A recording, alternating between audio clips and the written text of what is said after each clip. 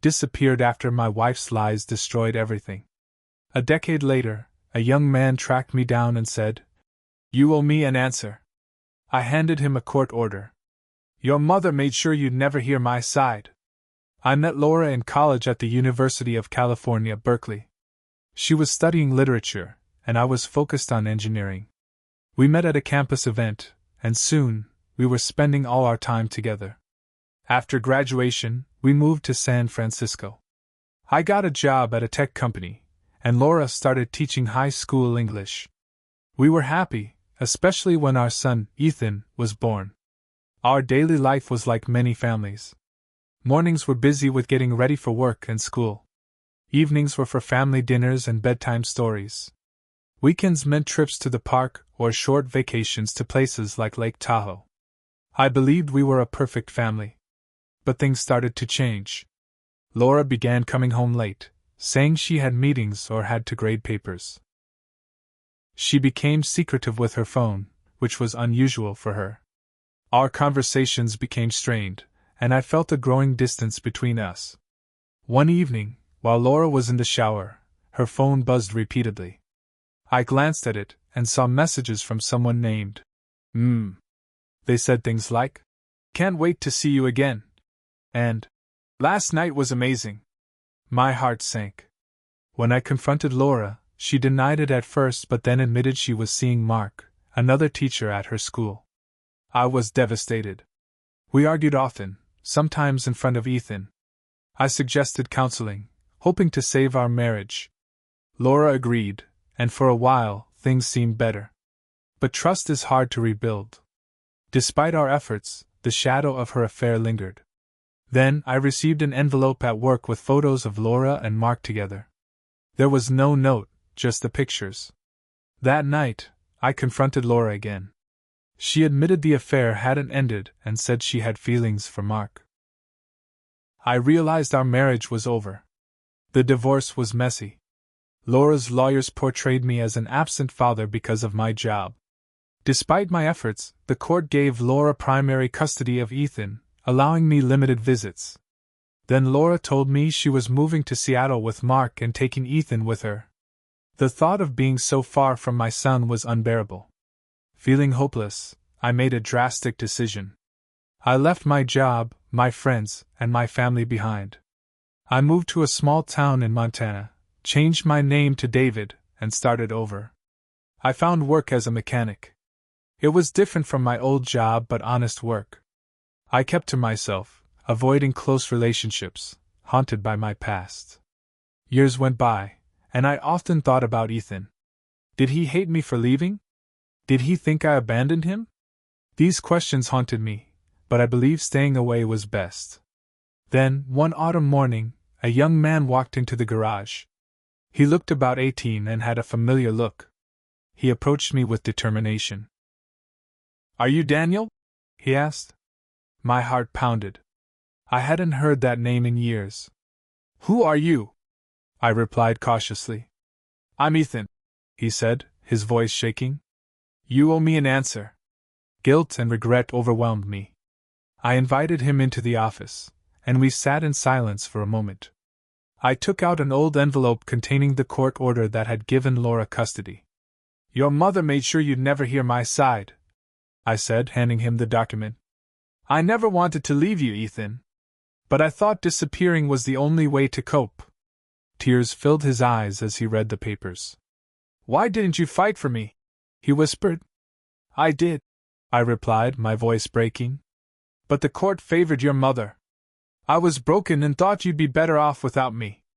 We talked for hours, sharing our experiences and filling in the gaps of the past decade. Ethan told me about his life in Seattle, his struggles, and his search for me. I realized my disappearance had left a void in his life, just as it had in mine. Rebuilding our relationship wasn't easy. Trust had to be restored, and wounds had to heal. But that day marked the beginning of a new chapter for both of us. Ethan kept coming back. After that first conversation, I thought maybe I'd never see him again. But 2 days later, he showed up at the garage again. This time with a folder in his hand and a harder look in his eyes. "I talked to my mom," he said, sitting down across from me in the break room. I didn't say anything. Just waited. She said you're lying? That you left because you didn't want to be a dad. She told me you met someone else and ran off with her. I felt like someone had knocked the wind out of me. What? She said you abandoned us? That you left me crying in the living room while you packed your bags. That never happened. That was not what happened. I stood up. Ethan, I don't know what she told you, but I swear on everything I have left, that's not true. He looked at me with tired eyes. Then prove it. I took a deep breath. How? He opened the folder. Inside were papers, emails, old text screenshots, photos I hadn't seen in years. She gave me this. Said if I wanted answers I should read through everything myself. I took the folder. My hands shook as I flipped through it. Most of it was real, but twisted. Cropped conversations, out-of-context messages. One thread had a message from me to a coworker named Riley, just friendly, asking about a project, but Laura had printed it and highlighted it like it was something more. She said this woman is the one you left with, Ethan said. I almost laughed. Riley? She was 45 and married with 3 kids. She was my project manager. Then why all these messages? Because we worked together, Ethan. I was on a team of 8. We talked all the time about work. He stayed quiet, watching me. I think he was trying to see if I'd crack. Then came the twist. I found Mark. I froze. Ethan leaned forward. He's not around anymore. He left Mom 5 years ago. Took some money and vanished. She doesn't talk about it. But I dug around and found an old contact number. Why would you? Because I wanted the truth. And I got part of it. Ethan took out his phone and played a voicemail. Mark's voice. Slurred and bitter. She lied to you, kid. Lied to everyone. She made your dad look like the bad guy. She lied in court too. Told them he was violent. Said he hit her. That's why she got custody. It was all fake. I should have walked away then. She ruined him. I sat back in my chair, numb. Laura had told the court I hit her? That was never in any paperwork I saw. I was never even accused. I didn't know this. I whispered. No one ever told me. She never mentioned it to me either, Ethan said. But I got a copy of the sealed court transcript. It was in there. I felt sick. Like the air was sucked out of the room. I thought I was just unlucky. That they picked her over me because she was the mom. She told the judge you'd threatened to take me and disappear. That you had anger issues. That you drank. I hadn't had a drink in my life. Suddenly, all of it made sense. Why the judge didn't even give me a chance. Why my lawyer told me to keep quiet. Why I couldn't see Ethan without supervised visits for the first 6 months. It had never been about fairness. It had been a setup. She destroyed me, I muttered. Ethan nodded. Yeah. She did. We sat in silence for a long time. Then he asked something I didn't expect. Do you want to come to Seattle? What? Just to visit. I think you should see my life. Meet my fiancée. Maybe be part of it. I didn't answer right away. My throat was tight. My hands were shaking. I don't know if I can, I said. There's too much broken. But deep down, something in me stirred. Then the next twist came. The next morning, I came to the garage early. My boss was waiting. We got a problem, he said, holding out a letter. It was a legal notice. A cease and desist order. From Laura. She knew Ethan found me. And now, she was trying to make sure I disappeared again. The letter said I was harassing my former family. That Ethan was still her dependent, that I had manipulated him. It was a threat. Not a real case. But enough to scare the shop owner. I'm sorry, Dan. You're a good guy, but I can't have this kind of heat. We run a clean place. I was fired on the spot. Ethan showed up 10 minutes later. She knows, I said. She's trying to cut me out again. But he just looked angry. No. Not this time. I'm not a kid anymore. She can't control what I do. But Laura wasn't done yet. That night, someone slashed the tires on Ethan's rental car. He reported it, but small-town cops don't do much when it's just a busted car. Still, we both knew who was behind it. It was clear. This wasn't going to be simple. Laura wasn't going to let go. And now, we were both in it. Again. The tire-slashing incident should have been the end of it. But 2 nights later, my front door was cracked open when I got home. Nothing was stolen. Not the cash I kept in the drawer, not the old tools or the dusty laptop I barely touched. But someone had been inside. My mail was spread out on the table. A few old photos were missing from the wall. A drawer where I kept court papers was left open. Laura wasn't just trying to push me away. She was looking for something. I called the sheriff, but in a town like this, break-ins were rare and usually shrugged off. Probably some drifter, the deputy said. No signs of forced entry. But I had a deadbolt. And only 2 people had a spare key. One was the landlord. The other was me. I changed the locks that night. The next morning, Ethan was gone. His motel room was empty. His car was still there, but the door was open and his bag was missing. The front desk clerk said a woman had come by earlier, said she was his mother. Described her perfectly. Laura. I tried calling him. No answer. I tried again. Nothing. Hours passed. Panic set in. I went to the sheriff again. My son is missing, I said. His mother might have taken him against his will. The deputy gave me a slow blink. How old is he? 19. Then he's not missing. Maybe he just left. No. He wouldn't. He came here to find me. They filed a report but didn't seem to care much. That night I didn't sleep. I just sat at the table staring at the phone. Around 3 a.m. my phone buzzed. Unknown number. I answered. Dad? His voice was quiet. I'm okay. Where are you? I'm still here. I left the motel because she showed up. I didn't want to deal with her. Where are you now? In a cabin. I met this old guy at a diner a few days ago. He has a place outside town. Said I could crash here if I ever needed space. That felt weird. Are you alone? There was a pause. No. Who's with you? Another pause. She came back. My heart dropped. Laura? She's here, but I'm not letting her control this. I couldn't breathe. She's saying you lied to me. That you faked the court records. That you manipulated me. And do you believe her? Another long pause. I don't know what to believe. Where are you, Ethan? Let me come get you. I need a few days. Ethan. But the line went dead. I called back. No answer. I felt like the ground under me cracked open. For the next 48 hours, I heard nothing. Then something happened that changed everything again. I got a letter. No envelope. Just dropped off at the shop. It wasn't from Laura. It was from Mark. The handwriting was shaky. Inside was one line. If you want the whole truth, find me. 1387 Ashland Street, Spokane. I hadn't seen or heard from Mark in over a decade.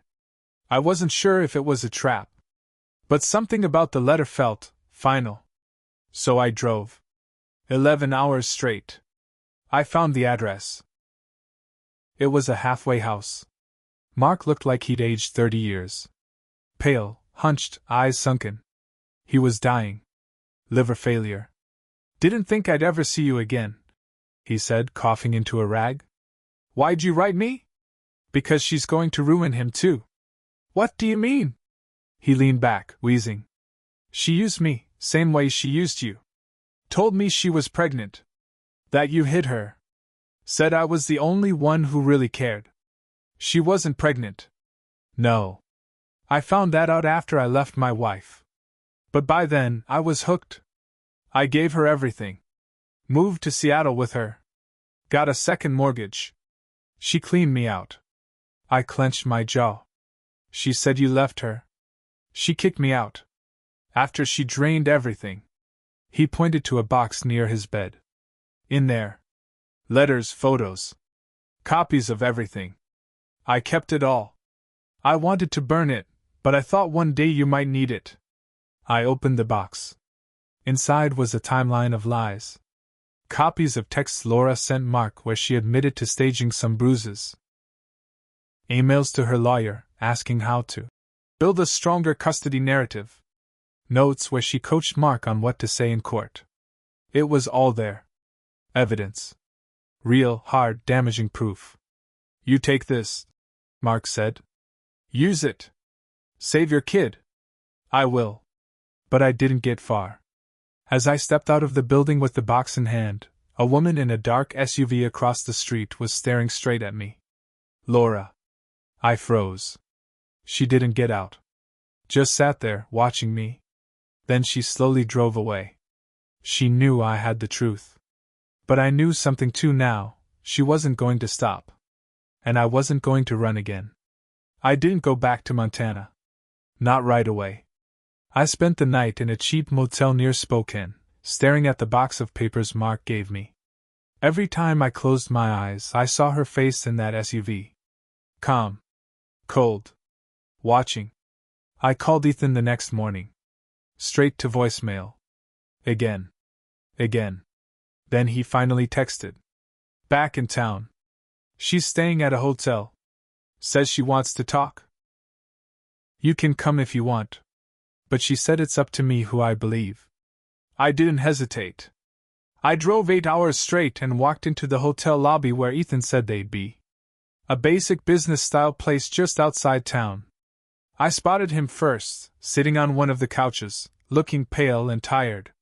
Laura stood near the check-in desk, arms crossed, dressed like she hadn't aged a day, but there was tension in her face now. Like something was slipping. She saw me and smiled. Not the kind of smile you give to someone you're glad to see. The kind of smile a snake might give before biting. Daniel, she said. Laura. She turned to Ethan. You really want him here? I want answers, Ethan said, standing up. From both of you. He motioned toward the conference room at the end of the hallway. Let's do this in private. We walked in silence down the hall. Inside, I dropped the box on the table. Laura looked at it, eyes narrowing. What's that? Evidence, I said. From Mark. Remember him? She blinked. I don't know what lies he told you, but cut the act. I said, louder than I meant. I know everything. About the fake bruises. The staged emails. You told your lawyer I hit you. You lied to the court. You stole my son. Ethan flinched. Laura's mouth opened, but no words came out. I opened the box, pulled out the printed emails. Read them, I said to Ethan. He did. One by one. His hands started to shake. Mom, he whispered. Tell me this isn't real. She walked over, snatched the paper out of his hand, and tried to laugh. These are old. Taken out of context. That man was unstable. He was jealous of your father. This is nothing. Nothing? I said. You said I abandoned him. You made me look like a monster. You were weak, she snapped. You gave up. You left. What was I supposed to do? Wait around for a man who couldn't fight for his own son. I did fight, I said. But the court believed you. You were always good at spinning stories. She turned to Ethan, tears in her eyes now. I did what I had to do to protect you. He wasn't well. He was angry all the time. You're lying, Ethan said quietly. I know you are. No, she started to say, but her voice cracked. She backed against the wall, shaking her head. You don't know what it was like. I was alone. I was scared. Ethan stood up, taller than her now. You made me hate him. My whole life, you made me believe he left because he didn't love me. I didn't even question it. Tears streamed down his face. She reached out to touch his arm, but he stepped back. I miss so much, he said. I lost him. I lost a father. Laura started crying. I didn't want it to turn out like this. You made it this way, he said. The room was heavy. Silent. I didn't move. I couldn't. She finally looked at me. I'm sorry, she said, her voice barely a whisper. I was scared you'd take him from me. I didn't know how to fight fair. I wanted to win. So I did whatever I had to do. I swallowed the lump in my throat. And you did. You won. You won the house, the custody, the kid. But you destroyed everything in the process. She nodded slowly, looking down. I know. Ethan didn't say a word. He just walked out of the room. I followed a minute later. Found him sitting outside the hotel on the curb, elbows on his knees, staring at nothing. She lied to me my whole life, he said without looking up. Yeah, I said. She made me hate you. Yeah. He finally looked at me. I don't know how to feel right now. You don't have to, I said. You don't owe anyone an answer right now. Not even me. I want to believe it's not too late. I didn't speak. Just sat down beside him. A few minutes later, Laura walked out of the building. She looked smaller somehow. Diminished. She didn't say anything to either of us. She just got into her rental car and drove away. That was the last time I saw her. It's been 8 months. Ethan comes by the shop every week. Sometimes we talk. Sometimes we don't. But he's there. That means something. He invited me to meet his fiancée. Her name is Rachel. She asked me to give a toast at their wedding next year. I haven't said yes yet. I'm scared to hope. But I'm trying. I've found a new place. A small rental on the edge of town. I fixed up an old bike in my free time. I keep the box of papers in a safe, not because I need them anymore, but because I want to remember what truth costs when you don't fight hard enough to protect it. Laura still sends emails sometimes. Long ones. Apologies. Justifications. Regrets. I read them, then archive them. There's nothing left to say. She won. And still, she lost. I don't know if Ethan will ever truly forgive her. I don't know if he'll ever fully forgive me either. But he's here. We're rebuilding slowly, piece by piece. And for the first time in a long time, I don't feel like a ghost. I feel like a father again. I'm not sure where this ends. But I'm not running anymore. Not from him. Not from the past. Not even from myself.